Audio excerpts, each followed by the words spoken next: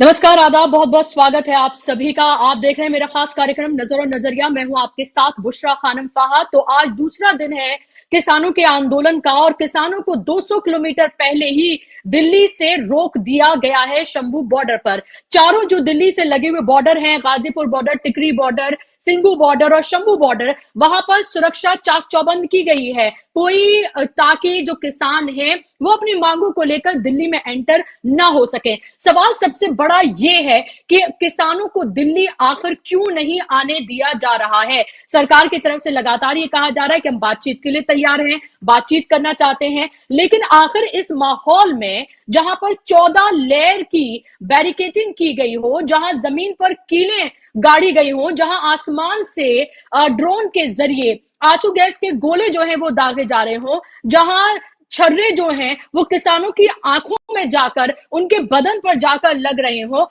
बड़ी तादाद में किसान जो हैं वो घायल हो, ये आखिर कौन सी बातचीत की प्रक्रिया है? ये कौन सा बातचीत का तरीका है जो सरकार करना चाहती है? और अब पंजाब और हरियाणा सरकार आमने सामने आ गए हैं। पंजाब सरकार का यह कहना है कि हरियाणा सरकार के जरिए जो ड्रोन जिनसे आंसू गैस के गोले जो है वो दागे जा रहे हैं वो उनकी सीमा में ना आ जाए, अगर आएंगे तो कार्रवाई की जाएगी। और इसी पर अनिल विज जो हैं उनका बयान आया है। उनका ये कहना है कि पंजाब भी देश का ही हिस्सा है, ये कोई कोई पाकिस्तान नहीं है। और दूसरा, उनकी तरफ से, अनिल विज की तरफ से, जो कि हरियाणा के होम मिनिस्टर हैं, उनकी तरफ से ये कहा गया है कि किसान दिल्ली को दहलाना चाहते हैं।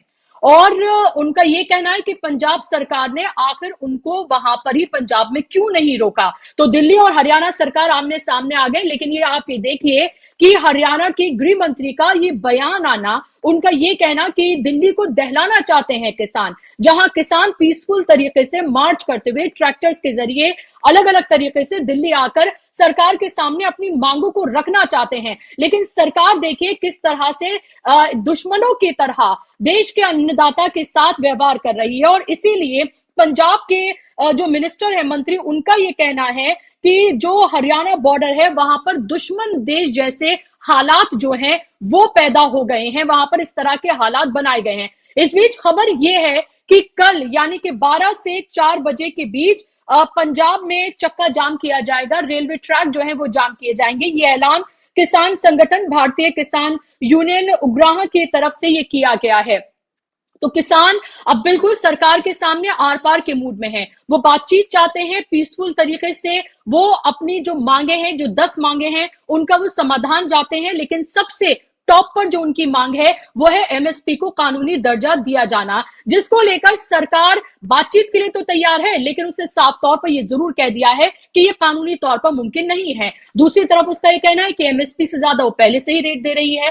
तीसरा, मीडिया में कल से ही, मीडिया के एक धड़े में कल से ही एक खबर चलाई जा रही है और ये कहा जा रहा है दरअसल कि 11 लाख करोड़ रुपए जो हैं वो अगर एमएसपी को कानूनी दर्जा दिया जाता है तो वो उसकी आवश्यकता होगी 11 लाख करोड़ रुपए की, जो वित्तीय रूप से अभी अव्यवहारिक है। ये कहना है मीडिया के एक धड़े का। और लगातार इस तरह की खबरें जो हैं वो फैलाई जा रही हैं। यानी कि बड़े बड़े जो अरबपति, जो हमारे कॉर्पोरेट घराने हैं, उनको उनके कर्जे माफ किए जा सकते हैं, लेकिन किसान अगर एमएसपी को कानूनी दर्जा मांग कर रहे हैं अगर तो वो उनको नहीं दिया जा सकता है। C2 प्लस 50% का जो फॉर्मूला है उस पर वो बात करना चाहते हैं, लेकिन उस पर बात करने के लिए अभी सरकार बात तो करना चाहती है लेकिन उसका कोई हल नहीं निकालना चाहती है। 2 ऐसी मांगे हैं जिसको लेकर सरकार बातचीत के लिए कह रही है, लेकिन उस पर मानने के लिए तैयार नहीं है। और लगातार जब पहले 2020 में जब किसान 13 महीने या अलग अलग बॉर्डर्स पर बैठे थे और काले कानून जो लाए गए थे उसको उनको वापस लिया गया था, लेकिन आप ये देखिए कि उनके साथ किस तरह से धोखा किया गया। और एक बार फिर से किसान दिल्ली के अलग अलग बॉर्डर्स पर है और सबसे ज्यादा शंभू बॉर्डर पर हालात बहुत तनावपूर्ण वहां पर बने हुए हैं।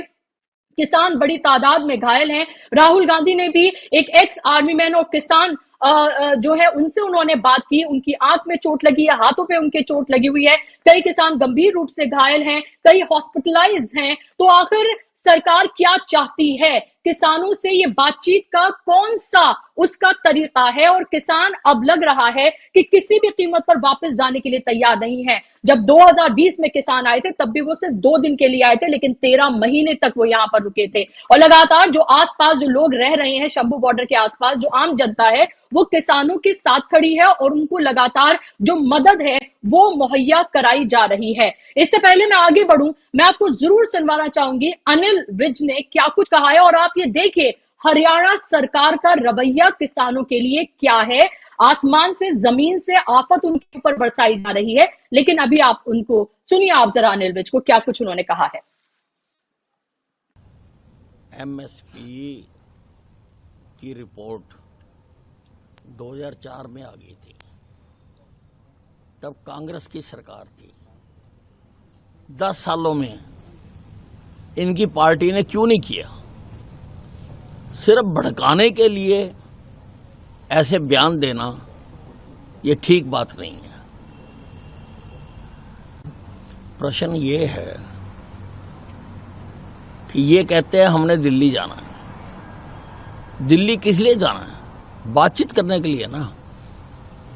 तो जिनसे दिल्ली जाके बातचीत करनी है वो सारे मंत्री और अधिकारी जब चंडीगढ़ आ गए तो आपने बात नहीं की। इसका मतलब आपका मकसद कुछ और है।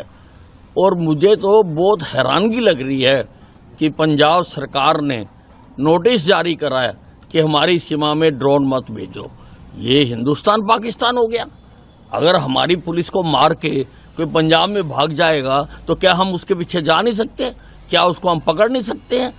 और अमृतसर से ये जत्थे चले, आपने रास्ते में एक भी जगह रोकने की कोशिश नहीं की। इसका मतलब ये है कि आप दिल्ली को दहलाना चाहते हो। आप दिल्ली में दोबारा चाहते हो कि लाल किले के ऊपर अपमानित किया जाए, दोबारा डांस किया जाए। ये काफी पथराव हो रहा है और हमारे एक डीएसपी को लगी है, 25 पुलिस कर्मचारियों को लगी है, एक पत्रकार को भी लगी है, आज तक के सीनियर पत्रकार को भी लगी है।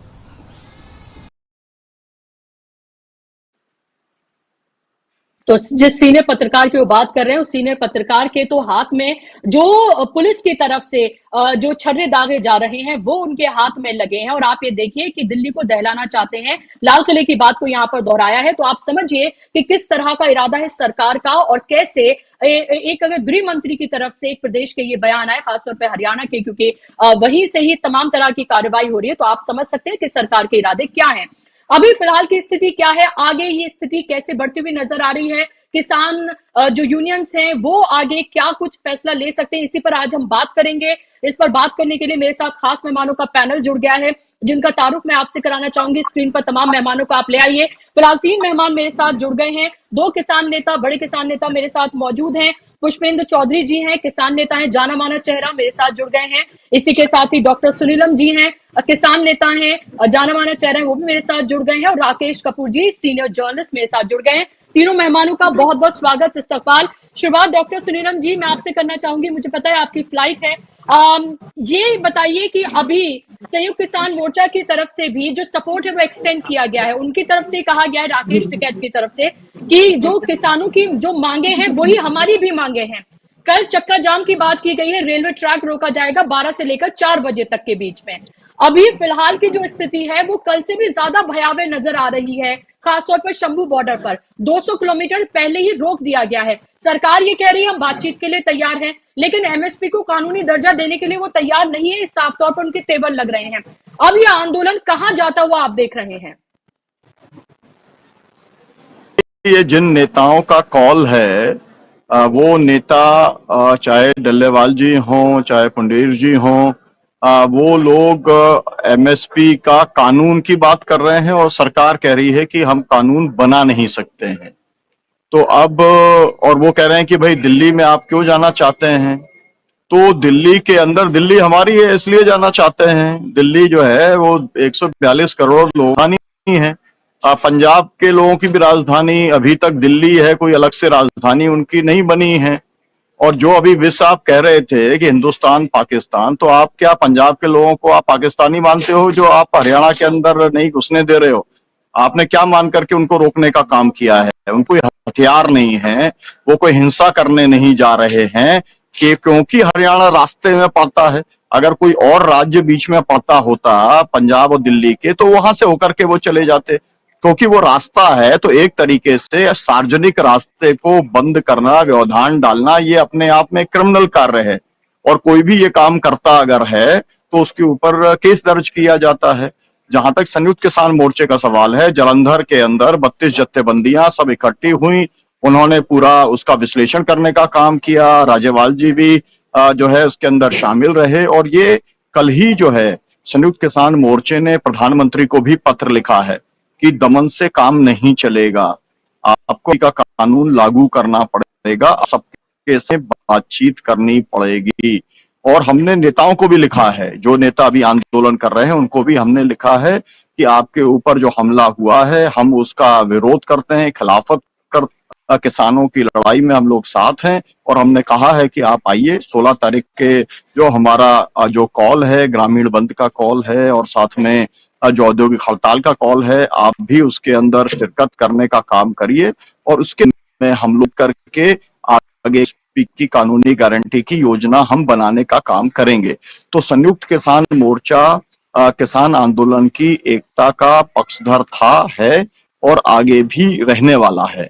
और इसीलिए मैं आपको ये बताता हूं कि जिन लोगों को एक गलतफहमी थी कि भाई कुछ लोग हैं इनको तो हम निपटा लेंगे, भाई कितने ट्रैक्टर हैं जो है, मतलब शंभू बॉर्डर पे या जिनके पास में जो बॉर्डर है उसमें कितने ट्रैक्टर हैं, तो उन्हें अगर ट्रैक्टर की संख्या देख कर लगता है कि हम इनको कुचल देंगे, इनको डरा देंगे। इसीलिए जो सपोर्ट हैं, मतलब ये वो लोग नहीं हैं जिन्होंने चक्का जाम का कॉल दिया है, जो है रेलवे के चक्का जाम का, ये वो लोग नहीं है जो आंदोलन कर रहे हैं 13 तारीख का, जो लोग दिल्ली कूच कर रहे हैं, जिन्होंने जो है दिल्ली के जो पंजाब के अंदर रेलवे के चक्का जाम की बात 12 से 4 की कही है, ये वो लोग हैं जो केवल इसलिए आपने दमन किया है और वो एमएसपी की लड़ाई लड़ रहे हैं, इसलिए वो अपनी एकजुटता बताने के लिए साथ हैं।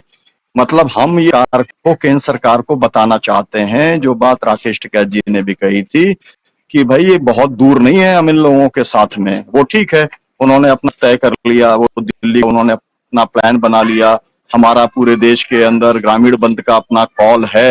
लेकिन अगर आप ये सोचोगे कि अलग थलग करके आप किसी को मारोगे, किसी को पीटोगे, किसी को घायल करोगे, तो वो नहीं होने देगा, किसान बिरादरी वो नहीं होने देगी। और बात जो कोई कह रहे हैं कि हम बातचीत करना चाहते हैं, तो भाई जो बातचीत का जो एजेंडा है उसके ऊपर आप तय करो ना। आप अगर कहो कमेटी बना दे, उसका कोई मतलब नहीं है। सीधा सीधा मतलब यह है कि आप तो ऑर्डिनेंस ले आओ और ऑर्डिनेंस ला करके आप कानून को देश में लागू कर दो। जब पार्लियामेंट नहीं गठित होगी तो उसके अंदर उसको पारित कराने का जो है, जो भी पार्टी आएगी, कांग्रेस पार्टी ने अपॉइंट कर ही दिया है, इंडिया के गठबंधन के लोगों ने एमएसपी की सभी कृषि उत्पादों के लिए अपनी गारंटी देने कर ही दिया है। तो चाहे इधर की सरकार आए चाहे उधर की सरकार आए, एमएसपी की कानूनी गारंटी लागू हो जाएगी। ये बात का जो है, जब ऑर्डिनेंस आप ले आओगे तो इस बात का भरोसा किसानों को आ जाएगा। तो ये मेरा कहना यह है कि जो काम सीधे सीधे हो सकता है उसके अंदर, और मैं आपको बताऊं दिल्ली के आसपास से 9 रास्ते हैं, 9 तो सीधे सीधे रास्ते हैं, जो सड़क वाले रास्ते हैं ना, जिन रास्तों को इन्होंने अभी से जो है पुलिस के माध्यम से जैसे 14 लेयर की सिक्योरिटी कर रहे हैं वो करने का काम कर दिया। लेकिन आप जो है आप आज तक भारत पाक सीमा की, भारत बांग्लादेश सीमा की, भारत नेपाल सीमा की, भारत बर्मा सीमा की, भारत भूटान सीमा की आप जो है आज तक जो है तारबंदी, नाकेबंदी नहीं कर पाए। तो क्या किसान अगर ये तय कर लेगा तो आपको दिक्कत हो सकती है, जो चमचमाती गाड़ियां हैं उन्हें दिक्कत हो सकती है कि उन्हें बाई रोड जाना है। ट्रैक्टरों को कोई दिक्कत नहीं है, किसानों को कोई दिक्कत नहीं है, वो किधर से भी अंदर जाते हैं, है ना। तो मेरा कहने का मतलब है, आप दुश्मन की तरीके से उनके साथ में पेश आने का काम मत करो और आप उनको चुनौती नहीं दो। आप अगर चुनौती दोगे कि आप दिल्ली में घुस के बताओ, तो आपको कल ही सब लोग मिल जाएंगे दिल्ली के अंदर। और या तो आप ये जो है इलीगल घोषित कर दो कि भाई दिल्ली के अंदर जो है, अब दिल्ली प्रदेश के अंदर कोई भी ट्रैक्टर नहीं चलेगा, तो सरकार पलट जाएगी। मेरा मतलब ये है कि भाई आप जो है, किसान का वाहन है ट्रैक्टर, भाई जो लोग हैं लोग उनके पास में गाड़ियां हैं वो गाड़ियों से चलते हैं। तो उनका कहना यह है गृह मंत्री महोदय का कि भाई आप पैदल चले जाओ, आप जो है और किसी वाहन से ट्रैक्टर नहीं आने देंगे। तो आप ट्रैक्टर से दुश्मनी कर रहे हो आप, और टैंकों से आप ट्रैक्टर वालों को डराते हो। तो वो चलने वाला नहीं है किसी भी हालत के अंदर। संयुक्त किसान मोर्चा पहले 16 तारीख के अपने कार्यक्रम को देश के अंदर सफल बनाएगा और उसके बाद में आगे की अपनी घोषणा करने का काम वो करेगा। लेकिन किसी भी स्तर पर किसानों के साथ जो दमन है उसको बर्दाश्त नहीं किया जाएगा। और मैं ये भी कहना चाहता हूं कि अगर हरियाणा के अंदर ही जो है, अगर हरियाणा में ही ये तय हो गया कि जैसे मान लीजिए किसान ने पहले दिल्ली के बॉर्डर पे आपने रोक लिया था, अगर किसानों ने तय कर लिया है ना कि भाई ठीक है हमें हरियाणा के बॉर्डर के ऊपर बैठना है, तो हिसाब किताब वहीं पर हो जाएगा। हम लोगों को क्या दिक्कत की बात है। हमारी बात जो है वो तो आपके जैसे जो मतलब चैनल्स हैं या हमारा पास जो सोशल मीडिया है या पूरे देश भर हमारे समर्थक हैं वो पहुंचाने का काम करेंगे।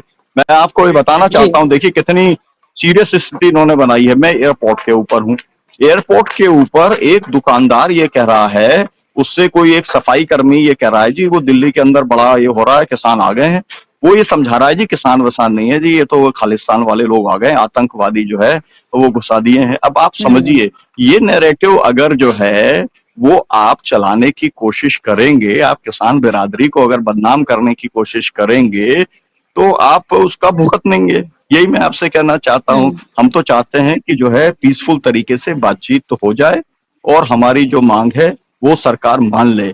लेकिन आप 380 दिन बदनाम करने के आपने सब प्रयास कर लिए, वो जब फेल हो गए तो लगता है कि फिर 2 दिन के अंदर आप जो है अगर गृह मंत्री कहेंगे कि भाई वो लाल किले के अंदर जाकर के कुछ करना चाहते हैं, है ना, तो क्या हो जाता है लाल किले में। मैं भी ये भी समझना चाहता हूँ ना, क्या होता है लाल किला जो है पूरा दुनिया उसके अंदर घूमती है, तो किसान भी उसमें घूम लेंगे तो क्या हो जाएगा उसके अंदर, मेरे को नहीं लगता। और पिछली बार का जो मामला था, मैं तो चाहता हूं कि उसके अंदर वो बताए, भारत सरकार ये बताने का काम करे कि 26 जनवरी को क्या हुआ था।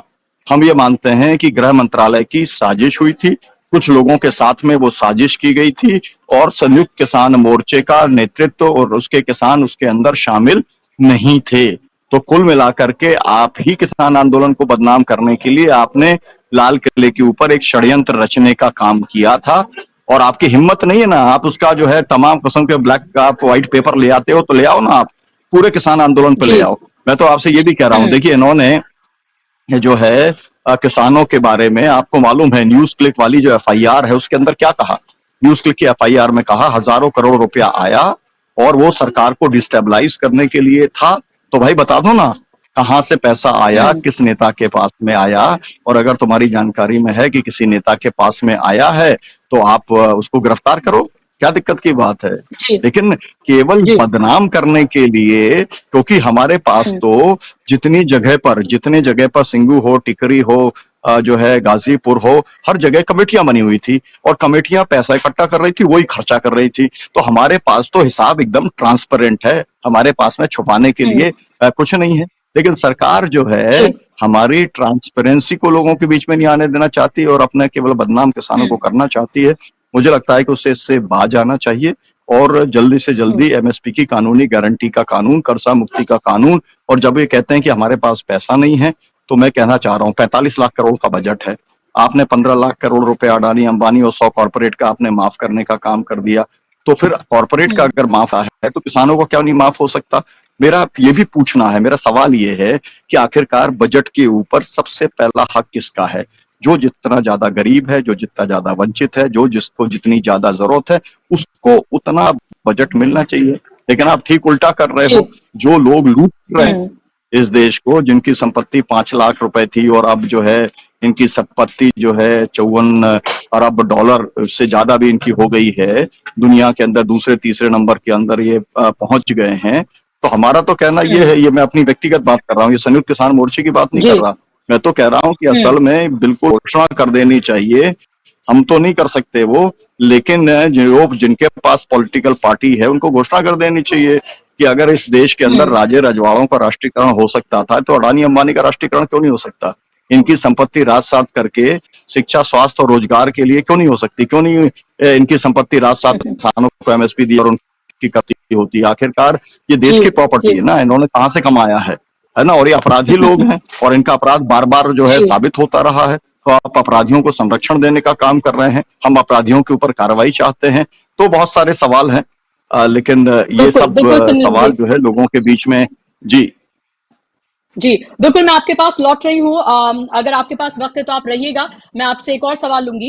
लेकिन अभी मैं पुष्पेंद्र जी के पास में जाना चाहती हूँ। पुष्पेंद्र जी, अगर इस तरह की स्थिति बनती हुई नजर आ रही है, जहां बॉर्डर्स पर 14 लेवल की बैरिकेटिंग की जा रही हो, रात को 2 बजे भी अगर आसमान से गोले बरसाए जा रहे हो आंसू गैस के, वहां पर किसान बिल्कुल इस तरह की स्थिति में हो कि घायल हुए इधर से उधर पड़े हो, गीली बोरियों से वो कहीं ना कहीं जो गोले दागे जा रहे हैं उनको डिफ्यूज कर रहे हो, अपने आप को जैसे तैसे वो बचा रहे हो, अभी भी वो वहीं पर ही टिके हुए हैं। 200 किलोमीटर पहले ही उन्हें रोक दिया गया है, यानी कि दिल्ली से 3 घंटे का रास्ते पहले से ही उन्हें रोक दिया गया है। लेकिन सारा इल्जाम जो है वो किसानों के ऊपर लगाया जा रहा है। एक बार फिर से ये बताया जा रहा है कि देखिए, आपको जो भी कुछ परेशानी हो रही है वो किसानों की वजह से है। कल जब चक्का जाम होगा तब भी ये बताया जाएगा कि किसानों की वजह से ये सब हो रहा है। ये नहीं बताया जाएगा कि किसानों की मांगों को सरकार नहीं मान रही है, इसलिए सब कुछ हो रहा है। और अगर कानूनी दर्जा नहीं देंगे एमएसपी को, जो आपकी प्रायोरिटी लिस्ट में जो मांग है उनमें सबसे टॉप पर है, तो फिर यह आंदोलन कहां जाएगा? दिल्ली में एंटर होने नहीं दे रहे हैं। जी जी जी, देखिए बुशरा जी के एमएसपी की लीगल गारंटी की जो मांग है वो सबसे पहली मांग है, उसके ऊपर मैं विस्तार से बताऊंगा। लेकिन उससे पहले मैं आपके चैनल के माध्यम से, जो बहुत ही लोकप्रिय चैनल है, बताना चाहता हूं आपके दर्शकों को कि ट्विटर हैंडल जितने भी हैं, चाहे वो किसानों के हों, किसान नेताओं के हों, या ऐसे पत्रकारों के हों जो किसानों का कवरेज करते हैं, उनके सबके ट्विटर हैंडल पिछले 2 दिनों में बंद कर दिए गए हैं। पहले ये संयुक्त किसान मोर्चा के साथ भी ऐसा किया गया था। ट्विटर टू ट्रैक्टर वाला एक ट्विटर हैंडल था, वो बंद किया। फिर उन्होंने ट्विटर टू ट्रैक्टर पंजाब शुरू किया, वो बंद किया। अभी एक हमारे सम्मानित पत्रकार हैं जिनको जेल में भी पिछले आंदोलन बंद किया था, मनदीप पूनिया, उनका बंद कर दिया गया है। उनका एक चैनल गांव सवेरा चलता है, उसको बंद कर दिया गया है। हमारे किसान नेता भाई रमनदीप मान है, उनका बंद कर दिया गया है। तो आपके माध्यम से मैं सरकार से अपील कर रहा हूं और चेतावनी भी दे रहा हूं, इस तरह की नीचता, इसको नीचता कहते हैं, नीचता पे मत उतरो। ये जो है इमरजेंसी नहीं है, और तुम 5 साल के लिए बिठाए गए हो। देश जो है हमारा भी उतना ही है। 5 साल बाद चुनाव होगा, तुम्हें कान पकड़ के भगा दिया जाएगा। जनता से देश बनता है, तुम्हारी पार्टी से देश नहीं बनता। ना तो दिल्ली तुम्हारी है कि तुम जो है किसी को भी चारों तरफ से बैरिकेड करके और जनता में ये इंप्रेशन देने की कोशिश कर रहे हो कि साहब किसानों ने ये कर दिया। किसान 200 किलोमीटर दूर है, 200 किलोमीटर दूर, और उसके पहले ही आपने जो है भयभीत तरीके से सारी जनता को करने का ये काम किया ताकि किसानों की बदनामी हो। जिस प्रकार से अभी हमारे भाई डॉक्टर सुनीलम भी बता रहे थे कि एयरपोर्ट पे ये नैरेटिव चल रहा है, और जब आप खुद ही उनको खालिस्तानी खालिस्तानी खालिस्तानी कहते रहोगे, और अगर खुदा ना खास्ता पहली वाली बात आ गई 40 साल वाली, तो आप किस किस्म का अलगाव यहां पैदा कर रहे हैं? आप जो है एक बॉर्डर स्टेट में के अंदर एक बॉर्डर बना रहे हैं, उनको अलग थलग पूरे भारत से आपने कर दिया है। आने जाने के रास्ते अवरुद्ध कर दिए, व्यापार के रास्ते अवरुद्ध कर दिए। किसान यहाँ दिल्ली क्यों नहीं आ सकता? मैं अनिल विज को सुन रहा था कि साहब जब वो वहां पहुंच गए तो इनको वहां आने की, अरे तुम्हारी मर्जी से चलेगा क्या? कौन कहां किससे कब बात करेगा या नहीं करेगा, या कौन से राज्य में जाएगा, कहां विरोध प्रदर्शन करेगा, ये तो जो है किसानों का अपना अधिकार है। और केंद्र सरकार कहां बैठती है? हरियाणा में बैठती है क्या केंद्र सरकार? जब हरियाणा के खिलाफ वो आंदोलन नहीं है, हरियाणा की सरकार से कुछ नहीं मांग रहे हैं, चंडीगढ़ वो जाते नहीं, तो जब वो चंडीगढ़ नहीं जा रहे, ऑन दी वे वो है, उड़ के तो जा नहीं सकते। तो आपने बैरिकेडिंग, इतनी ज्यादा बैरिकेडिंग की जो कि आज तक के इतिहास में देश में कभी भी किसी आंदोलन के साथ इस तरह का बर्ताव नहीं किया गया। आप उनकी स्पिरिट को तोड़ने का काम कर रहे हैं।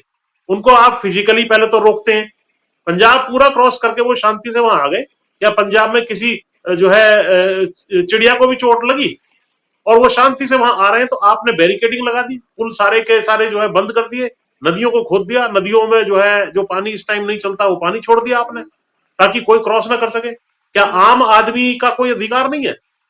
हरियाणा पंजाब के हाईकोर्ट ने इस पर इनसे जवाब तलब भी किया है कि भाई आपको आशंका है तो आप किस लिए हैं कि ये कोई गड़बड़ करेंगे, ये करेंगे, वो करेंगे। ट्रैक्टर ट्रॉली से मत जाओ, नहीं तो तुम्हारे घर में आकर के यहाँ दिल्ली में किसके यहाँ ठहरेंगे, कहाँ खाना पीना करेंगे, कहाँ सोएंगे, वो अपना इंतजाम लेकर के आ रहे हैं। अगर आपको इतनी तकलीफ है तो जो मांगे आपने 2 साल पहले कहा था कि हम इन मांगों के लिए जो है कटिबद्ध हैं, हम इसको पूरा कर देंगे, एक कमेटी आपकी बना रहे हैं, हमसे गलती हो गई या जो भी आपने माफीनामा मांग करके 3 कानून वापस लिए थे, बाकी मांगों के लिए हमने आप पे विश्वास किया और आप जो है विश्वासघात कर रहे हैं। उसके बाद ड्रोन दिन में तो चले ही चले, ड्रोन से पहली बार इस देश में ड्रोन से जो है अपने ही नागरिकों के ऊपर ड्रोन का जो है हमला किया गया, आंसू गैस छोड़ी गई और आंसू गैस के गोले भी कई चैनलों पे चले हैं, एक्सपायर्ड हैं और विशेष मिर्च वाले हैं, चिल्ली उसके ऊपर लिखा हुआ है कि भाई ये इसमें मिर्च का जो है कुछ ऐसा इस्तेमाल किया गया ताकि जैसा कि बॉर्डर एरियाज में जब आतंकवादी वहां से घुसते हैं तो ऐसे ड्रोन से उनको छिड़काव कर दिया जाता है ताकि वो जो है, ऐसे ही वाटर कैनन है, वाटर कैनन किसी रंग को डाल करके जिससे खुजली हो जाए या मार्क हो जाए आदमी, उस टाइप का यूज किया जा रहा है। तो इन तरह की चीजें जो यहाँ हो रही हैं, तो ये देश में लोकतंत्र नहीं है, ये तो हम बहुत ही बड़े अराजक तंत्र की तरफ बढ़ रहे हैं। मणिपुर में क्या हुआ, मणिपुर की जैसी की स्थिति आप चाहते हो या सिविल वॉर आप करवाना चाह रहे हो, या हरियाणा और पंजाब और हरियाणा और अन्य लोगों के बीच में जो है, किसानों और नॉन किसानों के बीच में, शहरी और ग्रामीण के बीच में यहाँ कोई फसल पैदा हो जाए। भाई आपको सोचना पड़ेगा कि किस किस्म से आप लोकतंत्र को संविधान के अनुसार चलाएंगे। श्रीमान जी, आपको केवल इतनी अथॉरिटी दी गई है, आप तो पब्लिक प्रॉपर्टी का आप खुद ही नुकसान कर रहे हैं। कल को इस ब्रिज के ऊपर आपने एक्स्ट्रा इतनी ज्यादा कंक्रीट और सीमेंट और वो सब बोल्डर डाल दिए हैं, अगर खुदा ना खास्ता उसका बोझ ज्यादा बढ़ गया, पुल खुद ही नीचे को ढह गया, उसकी जिम्मेदारी कौन लेगा? या खट्टर अपनी तनख्वाह से पुल को बनाएंगे या ये अनिल विज बना करके देंगे? ये भी तो उसका कंसिक्वेंस हो सकता है। आप रबड़ बुलेट की आड़ में वैसी बुलेट भी फायर की गई है जिसके खोखे पंदेर साहब ने अपनी प्रेस कॉन्फ्रेंस में भी दिखाए। तो क्या ये तरीका है? देखिए, ये जो सारा हो रहा है, पहले तो आदमी को फिजिकली नहीं आने देना, उसके बाद उसको खालिस्तानी पाकिस्तानी कह के बदनाम करना, उसकी फॉरेन फंडिंग हो रही है और हमको डिस्टेबलाइज किया जा रहा है। अरे मैं तो चैलेंज करता हूं, अगर 1000 करोड़ रुपया खर्च होने में मोदी की सरकार पलट सकती है या हमारे देश की सरकार पलट सकती है, तो चीन के पास 1000 करोड़ रुपया नहीं है क्या? पाकिस्तान के पास नहीं है क्या? दुनिया आपकी सरकार पता नहीं कब की पलट देती। आप हंसी मजाक कर रहे हैं क्या? यहाँ का जो कितना बजट है, कितना बड़ा यह देश है, ये 1000 करोड़ कोई लेके बैठ जाए विदेश में तो यहाँ की सरकार बदल जाएगी। किस तरह के हास्यास्पद बातों को किया जा रहा है और कुछ अंधभक्त इन बातों को शायद मान भी रहे हैं। अरे 1000 करोड़ तो पाकिस्तान खर्च कर देगा, बांग्लादेश खर्च कर देगा, जब मर्जी चाहे तुम्हारी सरकार गिरा दे। तो ऐसी बातें करना केवल हास्यास्पद है उनको। और सुनिए, आपको भी वो दिखाना भी चाहिए, कुछ ट्विटर हैंडल्स ने 1984 का दिखाया है कि 1984 वाली बात जो है लागू करिए, यानी कि 1984 का जो आपने जो है जेनोसाइड किया था, आप सिखों के खिलाफ जो पूरे देश को भड़का रहे हैं। और जो स्वामीनाथन आयोग की रिपोर्ट है, जिन्होंने कहा था C2+50% मिलना चाहिए, उनकी बेटी ने कल स्टेटमेंट दे दिया है। उनकी बेटी ने क्या कहा है? उनकी बेटी ने कहा है भाई इनको आप क्रिमिनल की तरह क्यों ट्रीट कर रहे हैं, ये हमारे अन्नदाता हैं, इनसे वार्ता होनी चाहिए। हरियाणा गवर्नमेंट का इसमें बीच में अड़ने का कोई बिजनेस ही नहीं था, उनका कोई लेन देन इस आंदोलन से नहीं है। वो तो केवल भाजपा की सरकार है, इसलिए जो है जो मर्जी चाहेंगे वो करेंगे। तो ये जो हरकतें हो रही हैं ये बिल्कुल गलत है। आप चाहें तो बीच में सुरीनम जी से ले लीजिए थोड़ा सा टाइम, उसके बाद फिर मैं एमएसपी वाली बात पे बताऊं। जी बिल्कुल बिल्कुल। राकेश जी, आपके पास भी मैं लौट रही हूँ, आपके पास भी मैं आऊंगी सवाल के साथ, क्योंकि सुनीलम जी को जाना है, इसलिए मैं पहले एक तरह से, क्योंकि किसान नेताओं की बातों को लोग अभी फिलहाल सुनना चाहते हैं, क्योंकि उनको बिल्कुल जमीनी हकीकत जो है वो बिल्कुल पूरी तरीके से पता है कि आखिर क्या कुछ वहां पर हो रहा है और किस तरह से किसानों को बदनाम करने की एक पूरी साजिश जो है वो फिर से रची जा रही है। सुनीलम जी, मैं भी देख रही थी जिसका जिक्र अभी पुष्पेंद्र जी कर रहे हैं कि ट्विटर हैंडल्स जो है उनको डिसेबल किया जा रहा है, यानी कि आपकी आवाज जो है, किसानों की आवाज जो पल पल की अपडेट जो वहां पर रिपोर्टर्स मौजूद हैं या जो किसान नेता मौजूद हैं, किसान संगठन जिनकी आवाज सोशल मीडिया प्लेटफॉर्म से, खासतौर पर एक्स एक ऐसी जगह है जहां से लगता है कि कहीं यह आवाज इंटरनेशनली ना पहुंच जाए, इसका डर बहुत सताता है मोदी सरकार को। तो कहीं ऐसा ना हो जाए, इसलिए वहां पर आवाजें दबाने की जो है पूरी कोशिश की जा रही है, साफ तौर पर लग रहा है। और हो सकता है कि हम जो प्रोग्राम कर रहे हैं उसकी रीच भी घटाने की कोशिश की जाए, ये भी मुमकिन हो सकता है। तो कुछ भी हो सकता है इस सरकार में, इससे तो डिनाई नहीं किया जा सकता है। लेकिन सवाल यही है मेरा कि लगातार अगर ये दिखाया जाए तमाम so call mainstream media channels के जरिए कि आपकी तमाम जो आम जनता है उनको परेशान किया जा रहा है, ये किसानों का एक तबका है, देखिए बांटा जा रहा है किसानों को, कि किसानों का एक तबका है जो ये कर रहा है, ये सारे किसान नहीं है, ये राजनीति से प्रेरित किसान है, कभी उन्हें कांग्रेस के साथ कभी लेफ्ट के साथ खड़ा हुआ बताया जा रहा है। तो इस सब से आप लड़ने के लिए कैसे तैयार हैं, ये सब जो किया जा रहा है, एक बार फिर से लग रहा है 2020 का जो सिचुएशन हमने देखी थी वही बनती हुई नजर आ रही है आप लोगों के लिए। मैं आपको ये कहना चाह रहा हूं कि पूरे देश के अंदर जो सिविल सोसाइटी है वो हम लोगों के कॉल के ऊपर भी 16 तारीख के तैयारी में लगी, और हम मतलब संयुक्त किसान मोर्चा जब ये ऐलान कर देगा कि आपको दिल्ली आना है या हरियाणा बॉर्डर आना है या जहां कहीं पर भी आना है, तो हम सब लोगों के पास में बार बार फोन आ रहे हैं कि भाई कहाँ पहुंचना है, हम लोगों को बताइए। और फिर ये भी याद रखना चाहिए कि हमने जब आंदोलन किया तो 40 देशों में आंदोलन हुआ था, और हर सैटरडे और संडे को क्योंकि कुछ जो है हमारे मतलब मेरा भाई और उसका परिवार है कनाडा के अंदर, तो वो बताते थे कि हर सैटरडे संडे को वहां पर किसान सुबह इकट्ठे हो जाते थे ट्रैक्टर लेकर के, और वो यहाँ पे उसके समर्थन में जो है वहां पर बातचीत करते थे और वहां पर जो है आंदोलन करते थे। तो मतलब ये है कि ये किसान आंदोलन की जो रीच है ये बहुत बड़ी रीच है, और हमने गोदी मीडिया को भी ये बता दिया था कि हम जो है आपके भरोसे नहीं हैं। आपकी चैनल जो एंकर थे, जो एकदम मीडिया वाले जो थे, जो एकदम जो दलाल थे अडानी अंबानी और मोदी अमित शाह के, उनको वहां से हटा भी दिया था, और उसके बाद भी हमने अपनी पूरी बात जो है वो पूरी दुनिया के अंदर पहुंचाई थी। तो हम सक्षम हैं अपनी बात को पहुंचाने के लिए, और हमारे पास में बड़ी ताकत है समाज की, और समाज हमारे साथ में एकजुट है।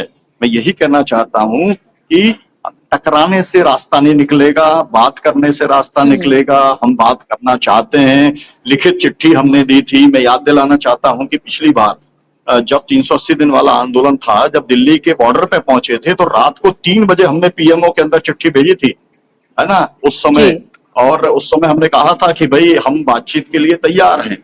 हमने कल भी चिट्ठी भेजी है। तो हम लोग तो जो है मतलब डेमोक्रेसी में भरोसा रखते हैं और बातचीत के माध्यम से अपनी समस्या को हल करना चाहते हैं। लेकिन आप सोचते हो कि आप कुचल दोगे, आपने तय कर दिया आप हमें रोक दोगे।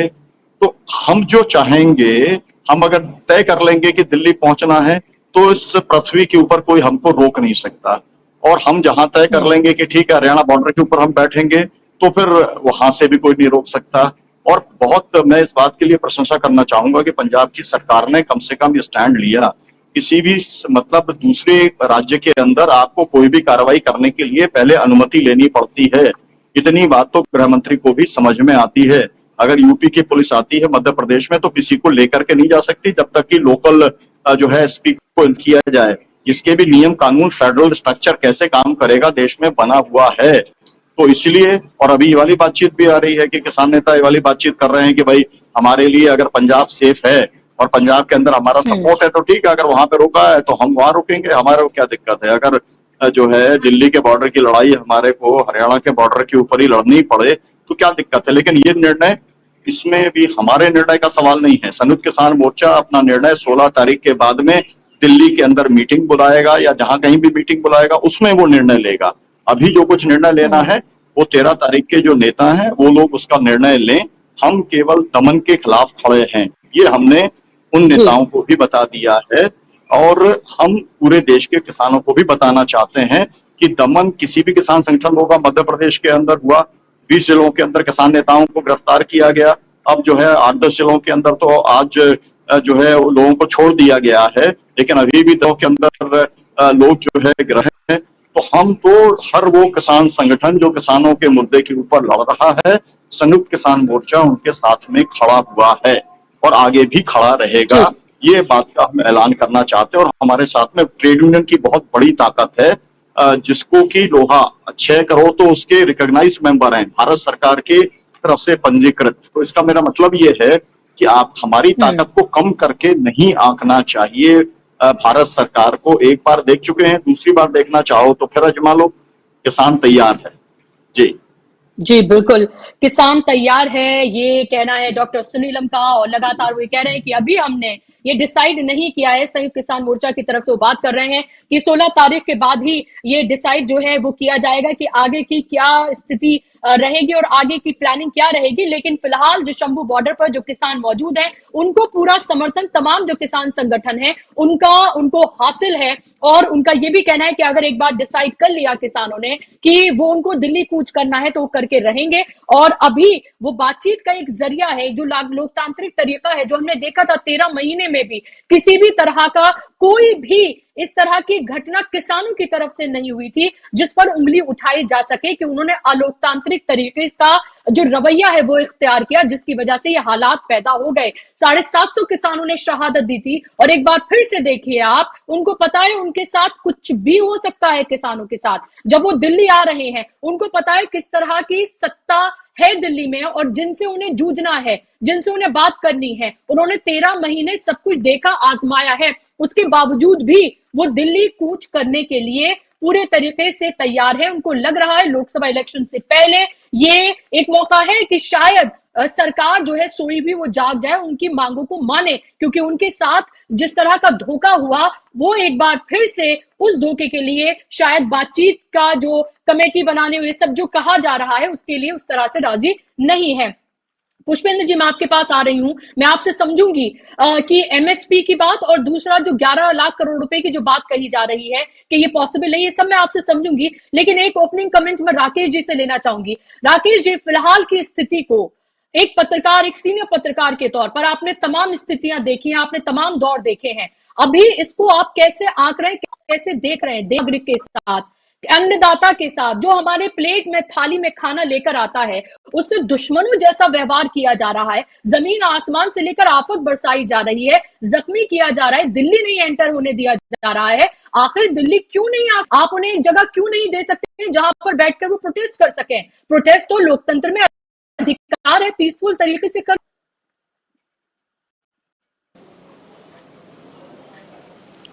बुशरा जी, आवाज बंद हो गई आपकी। जी, अभी आपको मेरी आवाज आ रही है? जी, अब आवाज आ रही है। जी जी जी। बुशरा जी थैंक यू। देखिए, सबसे बड़ा सवाल ये है आज कि जो ये स्थिति दुखद तो है ही, लेकिन अफसोसनाक है। अफसोसनाक इसलिए है क्योंकि आज किसान को खलनायक के रूप में पेश किया जा रहा है। You are presenting your farmer as a villain in public light। ये सबसे दुखद है। और इसमें खतरा जो पैदा हो गया है वो गांव वर्सेस शहर का भी खतरा पैदा हो गया है। जिस तरीके से दिल्ली महानगर में बाड़ेबंदी की जा रही है और उसका सारा जिम्मा किसान आंदोलन पर डाला जा रहा है, उससे खतरा एक ये भी बहुत बड़ा पैदा हो रहा है। अब मैं आता हूं मुख्य मुद्दे पर। देखिए, मुख्य मुद्दा क्या है कि ये बीजेपी की सरकार है और बीजेपी का जनसंघ के जमाने से सिद्धांत है, ये मांग करते रहे हैं कि कृषि को उद्योग का दर्जा दिया जाए। ये जड़ है पूरे मसले की, एमएसपी की। एमएसपी क्यों नहीं देना चाहते? इसकी जड़ में ये बात है कि जब आप खेती को उद्योग का दर्जा देना चाहते हैं, वो पिछले 3 कानून क्या थे? वो कान पकड़ करके खेती को उद्योग का दर्जा देना ही था। माने खेती सबसे पहले टैक्सेबल इनकम होगी अगर आप उद्योग का दर्जा देंगे। दूसरे, जो वहां पर पूंजी की लागत करेगा, जो पूंजीपति जमीन खरीदेगा, वो तय करेगा अपना हानि लाभ, किसान उससे बरतरफ हो जाएगा। किसान की हालत एक नौकर या चाकर की बन करके रह जाएगी। खेती को उद्योग का दर्जा देने का मतलब ये होगा। तो ये सारी चीजें वहां से उठ करके चली हैं। अब एमएसपी में क्या है, सरकार का खर्चा क्या होना है? कोई खर्चा नहीं होना है सरकार का। आज भी एमएसपी के रेट पे सिर्फ 16% अनाज खरीदा जाता है पूरे हिंदुस्तान के अंदर, ओनली 16%। और एमएसपी लागू होने से होगा क्या? कोई बनिया, कोई आड़ती, कोई उद्योगपति, कोई पूंजीपति जो भी अनाज खरीदेगा वो उससे कम के दाम पर नहीं खरीद सकता। सिर्फ इतना होगा। सिर्फ किसान ये मांग कर रहे हैं। इसमें कहां का सरकारी खर्चा? सरकार पर कौन सा बोझ बढ़ता है? कोई बोझ नहीं बढ़ता है। जो ये बात अर्थशास्त्री कह रहे हैं, कौन से अर्थशास्त्री हैं? मैं नवभारत टाइम्स का वाणिज्य संपादक भी रहा हूं और चौधरी साहब के 1984 के चुनाव में मैंने काम भी किया है। चौधरी साहब ने मेरी उपस्थिति में ही मैनपुरी की जनसभा में कहा था और अपने बेटे अजीत सिंह के लिए कहा था कि ये मेरा बेटा अजीत सिंह राजनीति में आने के काबिल नहीं है। और कहें तो मैं शब्दशः बता सकता हूं चौधरी साहब ने क्या कहा था। इसलिए अजीत सिंह आने के काबिल नहीं है क्योंकि वो एक किसान का बेटा नहीं है, वो एक मिनिस्टर का बेटा है। उसे नहीं पता गांव में मढ़ैया कैसे पड़ती है, उसे नहीं पता रहट से सिंचाई कैसे होती है, उसे क्या पता किसान और मजदूर का दुख दर्द। वो राजनीति में आके क्या करेगा? वो कंप्यूटर का इंजीनियर है, बहुत बड़ा भारी, अमेरिका में नौकरी करता है। वो राजनीति में आने के काबिल नहीं है। और उन्हीं का पोता है जयंत चौधरी जिसने पलटी मारी है। वो कौन सी विरासत की बात करता है चौधरी साहब की? चौधरी साहब की विरासत का मालिक नहीं है वो, नंबर एक। खैर मैं विषय से हट गया, लेकिन आज का विषय ये है, आज का विषय ये है कि किसान कोई आसमान थोड़ी मांग रहे हैं, कोई चांद सितारे थोड़ी मांग रहे हैं। जो उनका हक है वो मांग रहे हैं। अगर आप किसान की आमदनी नहीं बढ़ाएंगे तो ये देश कभी तरक्की नहीं करेगा।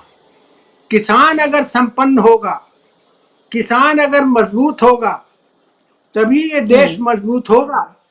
और आप किसान को अगर खलनायक बना करके पेश करेंगे तो बहुत दुखद होगा। बुशरा जी, ना आपका बेटा जाता है ना मेरा बेटा जाता है फौज में। फौज में किसान का ही बेटा जाता है। किसान की औलाद के एक के हाथ में हल होता है, दूसरे के हाथ में राइफल होती है। ये है इस देश का किसान। किसानों ने हमेशा इस देश की सुरक्षा की है, इस देश को मजबूत बनाया है। अगर खेती किसानी मजबूत होगी, इस देश की अर्थव्यवस्था मजबूत होगी, औद्योगिकरण तेजी से होगा और बाजार की व्यवस्था मजबूत होगी। ये जो बाजारीकरण का दौर आया है, इसने खेती को लावारिस बना करके फेंक दिया है। आप हमें बताएं, पुष्पेंद्र जी बैठे हैं, इनके पास हिसाब होगा, विद्वान आदमी है। 1978 में पता नहीं इनका जन्म हुआ था या कितने छोटे थे मुझे नहीं मालूम, लेकिन 1978 में चौधरी साहब की बर्थडे पर, चरण सिंह साहब की बर्थडे पे, जब जनता पार्टी की सरकार थी और वो सरकार से अलग हो गए थे थोड़े समय के लिए, 12 लाख किसान दिल्ली में आए थे। उससे बड़ी रैली अभी तक नहीं हुई है दिल्ली के अंदर। वो 12 लाख किसान आए थे, उन्होंने क्या आकर के कोई नुकसान किया? दिल्ली का बोट क्लब पर रैली हुई थी, पूरी दिल्ली भर गई थी चांदनी चौक तक। क्या किसी का नुकसान किया? क्या वो यहाँ लूटपाट करने आए थे? क्या वो हिंसा करने आए थे? किसान इस देश की जान है। किसान को खलनायक बना करके आप पेश नहीं कर सकते। अरे किसान तो वो, आज आप किसान को एमएसपी नहीं देना चाह रहे हैं, वो सिर्फ यही मांग कर रहे हैं कि जो उनका वाजिब हक है वो उनको दिया जाए। अरे भाई, अगर तुम्हें पूंजीपतियों और उद्योगपतियों से कुछ वास्ता रखना है तो रखो। तुम जानो तुमको गैर से जो रस्मो राह हो, अब मुझको भी पूछते रहो तो क्या गुनाह हो। किसान तो इस देश की जान है भाई। बुशरा जी, बिल्कुल जी आप बुशरा जी, जी किसान नेता बैठे हुए बिल्कुल हैं, आप इनसे ज्यादा पूछिए आज। जी बिल्कुल नहीं, मैं आपके पास भी लौटूंगी राकेश जी अगले जी सवाल के साथ। और पुष्पेंद्र जी से मैं ये जरूर जानना चाहूंगी, पुष्पेंद्र जी, हमेशा बात जो है वो एमएसपी को कानूनी दर्जा दिए जाने पर आकर अटक जाती है।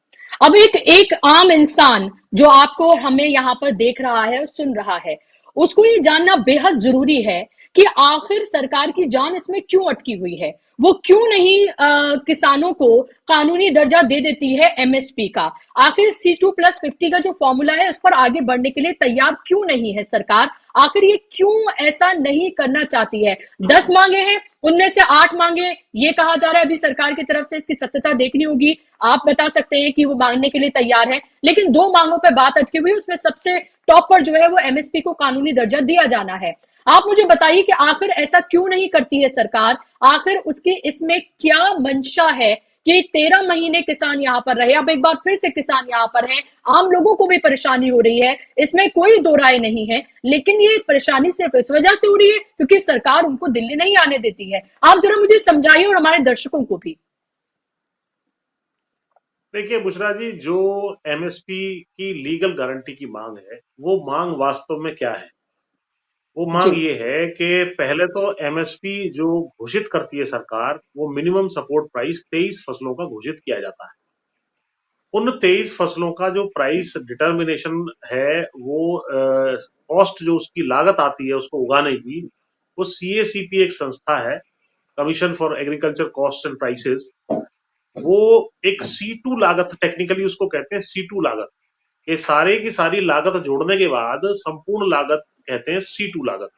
वो C2 लागत जो है उसके ऊपर 50% प्रॉफिट की रिकमेंडेशन स्वामीनाथन आयोग की है, जिसको इन्होंने भी अपने मैनिफेस्टो में डाला था 2014 में भाजपा ने। तो C2+50% ये तो होनी चाहिए घोषणा कि भाई ये कॉस्ट है और इसके ऊपर 50%। मान लीजिए किसी फसल की लागत आ रही है 2,000 रुपए प्रति कुंटल, तो उसको 3,000 रुपए प्रति कुंटल का एमएसपी सरकार घोषित करेगी। एक मांग तो ये है।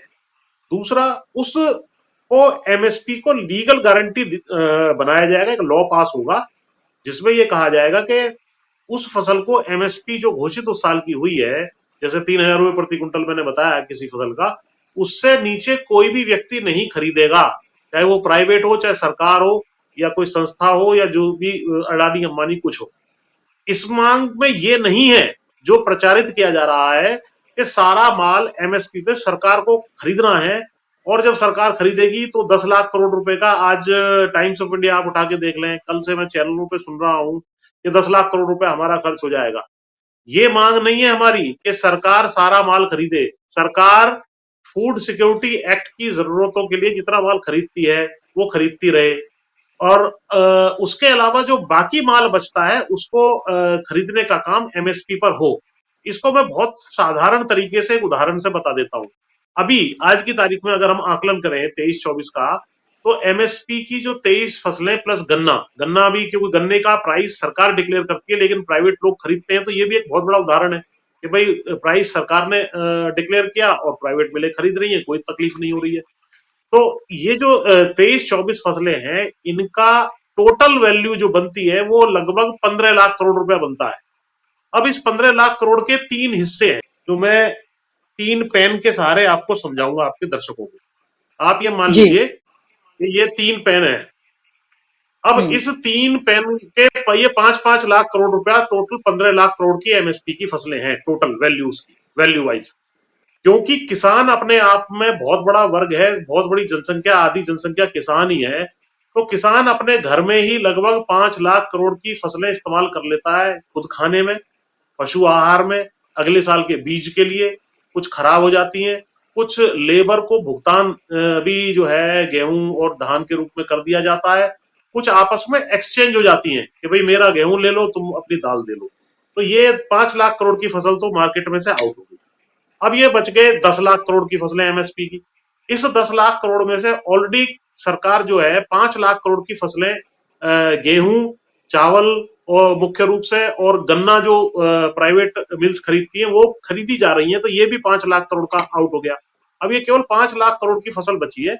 इस 5 लाख करोड़ की फसल को भी प्राइवेट लोग जो खरीद रहे हैं, ये तो हम नहीं कह सकते कि वो फ्री में खरीद रहे हैं, वो इसको लगभग आप ये समझ लीजिए कि ये 30% हिस्सा जो है, 30% ऑन एन एवरेज डाउन खरीदते हैं प्राइस को।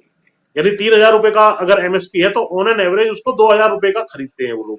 तो ये जो पोर्शन है टोटल, इसमें से इस पोर्शन को हमें दे दिया जाए। ये 5 लाख करोड़ का अगर 30% आप मानेंगे तो ये पोर्शन लगभग 1.5 लाख करोड़ रुपया या 1,60,000 करोड़ रुपया आज की तारीख में बनेगा। ये पैसा प्राइवेट सेक्टर जो हमारा हर साल लूटता आ रहा है, ये हमें मिल जाना चाहिए। केवल ये डिमांड है। बाकी दोनों सेक्शंस जो मैंने आपको दिखाए, सरकार जो खरीद रही है वो खरीदती रहे, किसान अपने यहाँ जो घर में 5 लाख करोड़ की फसल कंज्यूम कर लेता है वो कर लेगा। बाकी लेकिन इस पर जो ये हमारी लूट मची हुई है, ये पोर्शन जो है, ये पोर्शन हमें वापस चाहिए। अभी हमें ये कीमत दे देता है प्राइवेट सेक्टर, लेकिन ये कीमत जो एमएसपी की डिफरेंस है वो ये डिफरेंस है। तो ये डिफरेंस यदि हमें मिल जाएगा, तो इसमें 2-3 मैं उदाहरण दे देता हूं। अभी कॉर्पोरेट सेक्टर का 2019 में इन्होंने कॉर्पोरेट टैक्स कम किया था, जिसकी वजह से 30% से घटा के 22% किया था। उसमें एक साल में ही लगभग 1.5 लाख करोड़ का बोझ सरकार के ऊपर पड़ रहा है, पहली बात। अभी इन्होंने पार्लियामेंट में किसी ने पूछा भाई कितना अपने कंपनियों का इनका कर्जा राइट ऑफ पिछले 10 साल में किया, तो जवाब दिया गया कि 15 लाख करोड़ की वो फिगर है, धन्ना सेठों की और इन तमाम लोगों की। तो किसान को एक तरफ आप एमएसपी यानी सही दाम भी नहीं देना चाहते, दूसरा आप कर्जा माफी की जब बात आए तो धन्ना सेठों का आप कर सकते हो, इसीलिए किसान ने भी अपनी मांग रखी। आपने क्योंकि मुझे कम कीमत दी, जानबूझ के मुझे सप्रेस करके रखा, तो इस वजह से मुझे अपनी सही कीमत ना मिलने की वजह से मुझे घाटा हुआ, मैं कर्ज में डूबा। इस विषय में रिपोर्ट्स हैं, आईसीआर, आईईआर की और तमाम विदेशी संस्थाओं की मिलकर रिपोर्ट है कि पिछले 15-20 सालों में 45 लाख करोड़ का घाटा किसानों को हुआ है। ये रिपोर्ट्स इंटरनेट पे अवेलेबल है और इंडियन एक्सप्रेस पे इस विषय में छपा है। ये सारा गणित मैंने अपने एक आर्टिकल में इंडियन एक्सप्रेस में 31 दिसंबर 2021 मिनिमम सपोर्ट मैक्सिमम गेन, ये मैंने लिखा था जो इंडियन एक्सप्रेस में छपा था। कोई व्यक्ति जो सरकारी आदमी है या कोई और व्यक्ति है जो इसके बारे में पढ़ना चाहता है, इसको इंटरनेट पे डालेगा तो ये भी आ जाएगा। इसमें क्लियरली मैंने सारी चीजें दी हैं। तो अब हमने ये कहा कि ये 1.5 लाख 2 लाख करोड़ रुपया यदि प्राइवेट सेक्टर से हमारे पास आएगा, हम उसको खर्च करेंगे, इससे इकोनॉमी उल्टा बढ़ेगी, अर्थव्यवस्था का चक्का घूमेगा, लिक्विडिटी बढ़ेगी, मांग बढ़ेगी, इन्वेस्टमेंट बढ़ेगा और आपका टैक्स बढ़ेगा। इस विषय में मैं आपको थोड़ा और विस्तार से बता दूं कि मुझे खुद जब ये आंदोलन चल रहा था तो कृषि मंत्री राजनाथ सिंह और कृषि सचिव ने 2 दिन तक 2-2 घंटे इसी इशू पर किस तरीके से इसको दिया जा सकता है, मेरी चर्चा मेरे साथ हुई। अकेला मुझे ही बुलाया गया था उस मीटिंग में और सारी बातें मैंने उनको ये सब सारी चीज समझाई। तो इसका सारा गणित कृषि सचिव ने सारा चेक किया कि हाँ भाई ये इनकी बात बिल्कुल ठीक है। और इसके अलावा इंडियन एक्सप्रेस में हरीश दामोदरन एग्रीकल्चर कवर करते हैं, जो लोग एग्रीकल्चर पढ़ते हैं तो वो जानते होंगे, बड़े वरिष्ठ और बढ़िया पत्रकार हैं। उनके माध्यम से भी हमने उनसे कहा कि आप इस तरह की स्टोरी करिए। उस स्टोरी को उन्होंने किया और उसमें भी उन्होंने आकलन यही किया जो मैंने आपको बताया 15 लाख करोड़ का। उस टाइम वो आकलन थोड़ा कम था, 12 लाख करोड़ का था, क्योंकि 3 साल पहले की बात है। तो उसको पार्लियामेंट में दीपेंद्र हुड्डा ने कोट किया उस स्टोरी को भी। तो तमाम चीजें ऑन रिकॉर्ड है, बिल्कुल एस्टेब्लिश्ड है। और आप ये 10 लाख करोड़ का नैरेटिव जो बना रहे हैं, ये मैंने आपको बता दिया, सरकार को नहीं खरीदना है। सरकार अपना जो 4-5 लाख करोड़ का माल खरीदती है वो खरीदती रहे। बाकी प्राइवेट सेक्टर से आपको क्या प्रेम है, आपको क्या इनसे व्यापारियों से प्रेम है, वो बता दीजिए। आपकी पार्टी व्यापारियों की पार्टी शुरू से मानी जाती है, तो आप केवल व्यापारियों का ध्यान रखना चाहते हैं लेकिन किसान का गला घोटना चाहते हैं, ये ठीक नहीं है। दूसरी ओर कंज्यूमर की कोई गलती नहीं है। हमारे देश का जो कंज्यूमर है वो बहुत अच्छे प्राइस दे रहा है, उसके बावजूद भी वो प्राइस किसान के पास नहीं पहुंच रहा है। ये तकलीफ हमें है। जी बिल्कुल। तो बहुत डिटेल तरीके से आपने वो तमाम डाउट्स और तमाम चीजें जो क्लियर की हैं, जाहिर सी बात है हमारे जो दर्शक हैं उनकी जरूर ये समझ में आ गया होगा कि आखिर पेच कहां फंसा हुआ है। और ये भी कि जो एक भ्रम फैलाया जा रहा है, 11 लाख करोड़ रुपए की जो बात बार बार की जा रही है, वो भी आपने बहुत अच्छे तरीके से यहाँ पर क्लियर कर दी है। और आपको जाना है, मुझे पता है पुष्पेंद्र जी, आप किसी और चैनल पे आप जा सकते हैं। और मैं आखिरी कमेंट जो है वो जी, बहुत शुक्रिया आपका हमारे साथ रहने के लिए। आपने अपना कीमती वक्त दिया। और अब मैं राकेश जी से आखिरी कमेंट जो है राकेश जी से मैं ले लूंगी। राकेश जी, आखिरी कमेंट सक्षम पे मैं आपसे ये जानना चाहूंगी, क्योंकि वक्त की कमी है, कि अभी इस पूरे आंदोलन को फिलहाल ये जो स्थिति बनी हुई है, अभी पुष्पेंद्र जी ने बहुत अच्छे से यहाँ समझाया, एक्सप्लेन किया, आप इसको यहाँ से कहाँ जाते हुए देखते हैं? जिस तरह से जो स्थिति वहां बनी हुई है, एक जंग की स्थिति वहां पर पैदा कर दी है, जो अन्नदाता के साथ जिस तरह का व्यवहार किया जा रहा है, और लग रहा है कि आगे किसान न पीछे हटने के लिए तैयार है, और सरकार के तेवर भी बहुत ज्यादा कुछ वैसे लग नहीं रहे हैं। अनिल विज को आपने सुना ही, हरियाणा सरकार के जरिए क्या कुछ कराने की कोशिश की जा रही है, वो भी हमने देखा है और लगातार हम ये देख रहे हैं। तो क्या स्थिति आप फिलहाल देख रहे हैं? अनिल विज का वक्तव्य जो है वो दया का पात्र है। उन पर रहम आता है कि एक राज्य का गृह मंत्री होकर के वो ऐसी बात कर रहे हैं। उन्हें हरियाणा और पंजाब हाई कोर्ट की टिप्पणी पर ध्यान देना चाहिए था कि उनको किसानों को मार्ग में रोकने का किसी के पास कोई अधिकार नहीं है। आने जाने का अधिकार मूलभूत अधिकार है, मौलिक अधिकार है नागरिकों का। आप इसको कैसे प्रतिबंधित कर सकते हैं? देखिए बुशरा जी, कृषि उद्योग, कृषि क्षेत्र की हालत तब तक अच्छी नहीं हो सकती जब तक कि आप कृषि क्षेत्र में सार्वजनिक निवेश को ना बढ़ाएं। 1991 के बाद से जब से ये आर्थिक उदारीकरण का दौर शुरू हुआ है, तब से कृषि क्षेत्र लावारिस पड़ा हुआ है। जो इसमें सार्वजनिक निवेश होता था वो बहुत कम हो गया है। कृषि क्षेत्र में पूंजी निर्माण यानी कैपिटल फॉर्मेशन वो नगण्य हो गया है, नाम के लिए रह गया है। तो अगर एमएसपी भी आप नहीं देंगे और इसको लीगल राइट नहीं बनाएंगे तो कृषि क्षेत्र जाएगा कहाँ? किसान किस दरवाजे पर? आप क्या उसे भिखारी बना करके छोड़ेंगे? क्या उसे भी 5 किलो राशन महीने का देंगे? और ये जो 6,000 रुपए जो आप राशि देते हैं, ये 16.5 रुपया 30 पैसे रोज जाकर के पड़ता है। आधा किलो आटा नहीं आता इसमें। 6,000 रुपए सालाना जो आप किसान सम्मान निधि देते हैं, तो आप क्या करना चाहते हैं? एमएसपी पे आपका कोई आप पे खर्चा नहीं बढ़ रहा है। एक खतरा ये है, जो वाजिब खतरा है, कि रेट ऑफ इन्फ्लेशन बढ़ सकता है। अगर एमएसपी C2 फार्मूले पर लागू किया जाए और उसपे निकाला जाए तो रेट ऑफ इन्फ्लेशन पे फर्क पड़ेगा। लेकिन उसका भी एक तरीका है, डॉक्टर लोहिया बता गए थे। मैं तो समाजवादी विचारों का पालक आदमी भी हूं। डॉक्टर लोहिया बड़ा आसान तरीका बता करके गए थे कि जब दूसरी औद्योगिक चीजों की कीमतें बढ़े तो उन्हीं के अनुसार जो है किसान की फसल का दाम भी बढ़ जाना चाहिए, तो रेट ऑफ इन्फ्लेशन का कोई असर नहीं होगा। एक उसमें सामंजस्य बना रहेगा और किसान की आय कम नहीं होगी। किसान की आय घट जाती है। किसान की जो लागत है उसकी लागत लगातार बढ़ रही है और उसको उसके अनुपात में बढ़ी हुई कीमत नहीं मिल रही है। इसलिए वो एमएसपी की मांग कर रहा है, इसलिए इसको लीगलाइज करने की मांग कर रहा है। सीधी सी बात ये है, आपको ये तो हक किसान को देना ही पड़ेगा, क्योंकि जब वो मेहनत करता है, उत्पादन करता है, तो उसे हक है कि जिस चीज को वो बना रहा है उस पर उसको लाभ मिले, वो लाभ उसको देना पड़ेगा।